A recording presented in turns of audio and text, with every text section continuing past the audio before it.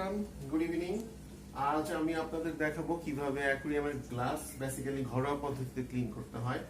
So আমাদের বাসা বাড়িতে যে অ্যাকুয়ারিয়ামগুলো থাকে, মেইনলি অ্যাকুয়ারিয়ামগুলো আমরা যেগুলো বড় অ্যাকুয়ারিয়াম রেগুলার বেসিসে আমাদের পক্ষে অ্যাকচুয়ালি ক্লিন করা পসিবল হয় না। হয়তো আমরা এক মাসে একবার ক্লিন করি বা অনেক সময় 1.5 মাসে একবার। সো বেসিক্যালি যেটা হয়, অ্যাকুয়ারিয়ামের কাচের গায়ে অনেক সময় শ্যাওলা পড়ে যায় বা দাগ হয়ে যায়, তো যেগুলো অ্যাকচুয়ালি ক্লিন করা একটু ডিফিকাল্ট হয়। তো এইগুলো আমরা অনেক সময় অনেক ধরনের পদ্ধতি ইউজ করি ক্লিন করার জন্য, যেগুলো মোস্ট অফ দ্য টাইম হয়তো কাজ করে না। বাট ঘরোয়া কিছু পদ্ধতি আছে যেগুলোতে খুব সহজভাবেই অ্যাকুয়ারিয়ামের গ্লাস ক্লিন করা পসিবল এবং আপনার মাছের হেলথও ভালো থাকবে অ্যান্ড অ্যাকুয়ারিয়ামের গ্লাসের জন্য কোনো ক্ষতি হবে না। সো বেসিক্যালি এই জিনিসটা আজকে আমি আপনাদের দেখাবো, যেটার মাধ্যমে আপনারা অ্যাকচুয়ালি অ্যাকুয়ারিয়ামের প্রপার টেক কেয়ার করতে পারবেন জাস্ট গ্লাস ক্লিনিং এর ক্ষেত্রে। সো যেটা দেখতে পাচ্ছেন, আমার যে অ্যাকুয়ারিয়ামটা আছে এটা অ্যাকচুয়ালি 4 লম্বায় হচ্ছে 4.5 feet. It's a very big aquarium and হাইটও হচ্ছে প্রায় অলমোস্ট 2 ফিটের কাছে, 2 ফিটের চেয়ে একটু বেশি হবে। তো আমার যে মাছগুলো আছে এখানে মেইনলি হচ্ছে জাপানিজ এন্ড থাই কই কার্প এন্ড বিভিন্ন ধরনের ব্রিডের আছে এন্ড অনেকগুলো গোল্ড ফিশও আছে। সো আমি অ্যাকচুয়ালি আপনাদেরকে ইন্টারনাল বা ঘরোয়া ক্লিনিং প্রসেসটা দেখাচ্ছি।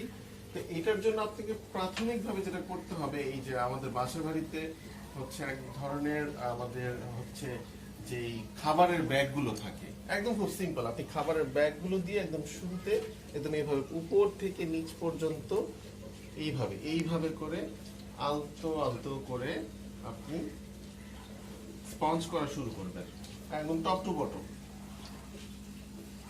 আপনি দেখুন পুরোটা যেতে হবে কিন্তু।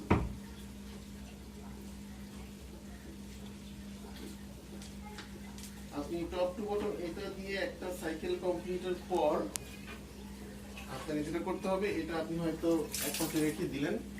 দেন আপনাকে যেই ইনস্ট্রুমেন্টটা ইউজ করতে হবে সেটা হচ্ছে পেপার। পেপার এই ক্ষেত্রে খুব ইফেক্টিভ। আপনি যে এইভাবে পেপারটা নিবেন, এভাবে একটা ভাঁজ করবেন, এভাবে আরেকটা ভাঁজ, এভাবে আরেকটা ভাঁজ। তো পেপারটা নিয়ে আপনি বেসিক্যালি এইভাবে উপর থেকে নিচ পর্যন্ত এটাকে ঘষবেন আস্তে আস্তে, এবং অ্যাকুয়ারিয়ামের এই পাশে কিন্তু হাত রাখতে হবে। আদারওয়াইজ যদি এই পাশ থেকে জাস্ট প্রেসার দেন তাহলে কিন্তু গ্লাসের ক্ষতি হবে, অনেক সময় আঠা ছুটে যেতে পারে।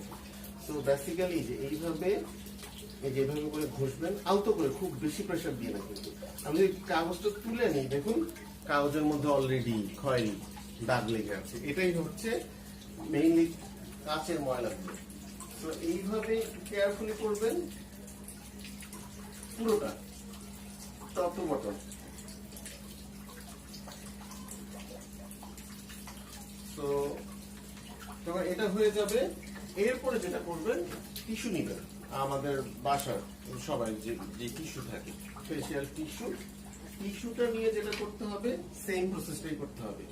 যেই পাশটাতে প্রথমে ব্যাগের স্পঞ্জ দিয়ে ঘষেছেন, এরপরে কাগজ দিয়ে, এবার লাস্টে টিস্যু দিয়েও সেম। আপনি টপ টু বটম একইভাবে পুরোটা।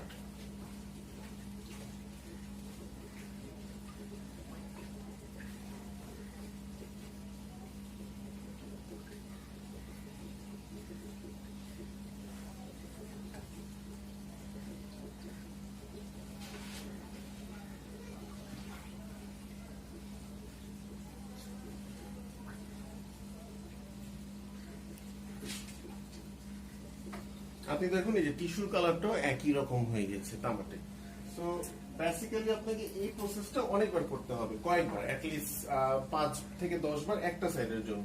Same goes for this side and same goes for other side. এই সাইডটা না করলে হবে, কারণ এই সাইডটাতে আপনার স্টিকার দেওয়া আছে। সো বেসিক্যালি আপনি যদি এই প্রসেসে আপনার অ্যাকুয়ারিয়ামটা ক্লিন করেন মাসে একবারও, তাহলে যেটা হবে, আপনার গ্লাসটা ঝকঝকে থাকবে, স্বচ্ছ থাকবে এবং মাছের হেলথও ভালো থাকবে। এন্ড হচ্ছে আপনি ফিল্টার হিসেবে power filter and sponge filter use করতে পারেন, যেটা আমি করি। এটা মাছের জন্য খুবই ভালো। এই প্রসেসে আপনাকে এই কাজটা করতে হবে। আমি এই কাজটা করতে করতে একটা ইম্পর্টেন্ট মজার তথ্য আপনাদেরকে দিয়ে রাখি, যেটা হচ্ছে আপনারা শুনে অবাক হবেন যে আমাদের বাসা বাড়িতে তো গোল্ড ফিশ বা কই কার্প সাধারণত 2-3 বছরের মধ্যেই অনেকেরই বেশিরভাগ ক্ষেত্রেই মারা যায়।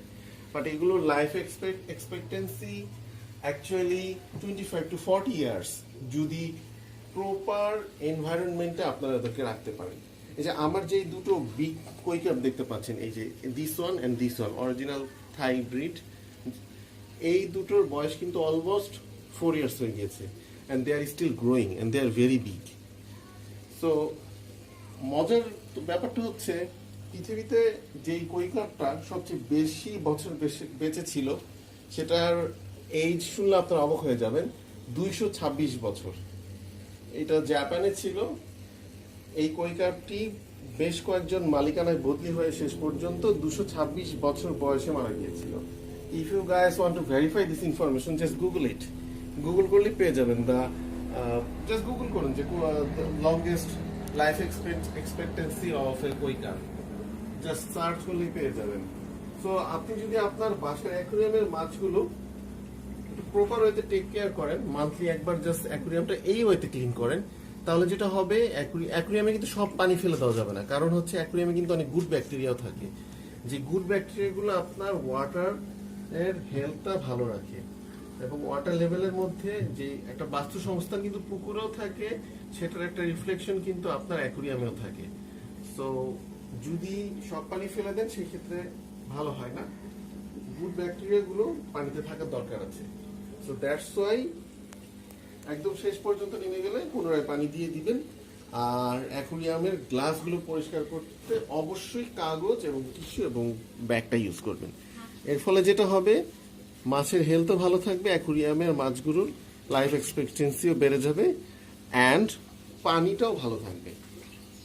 সো বেসিক্যালি গাইস, আপনারা একটু ইনফরমেশনগুলো মনে রাখবেন, নোট ডাউন করে রাখুন, অ্যান্ড আপনারা আমাদের পেজের, আমাদের ইউটিউব চ্যানেলের সাথে কানেক্টেড থাকবেন, আমাদের চ্যানেলটা সাবস্ক্রাইব করবেন, অ্যান্ড আমরা ইন ফিউচার অ্যাকুয়ারিয়াম রিলেটেড অসংখ্য ভিডিও নিয়ে আসবো, যেখানে আমরা দেখাবো ঘরোয়াভাবে কিভাবে মাছের টেক কেয়ার করতে হয়, অ্যাকুয়ারিয়াম ক্লিনিং সহ aquarium set up and others take কেয়ারগুলো কিভাবে করতে হয়।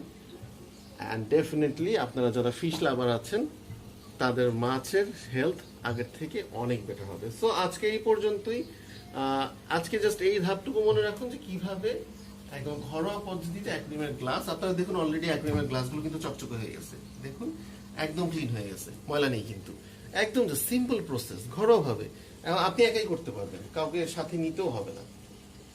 সো ভালো থাকবেন সবাই, আল্লাহ হাফেজ, দেখা হবে।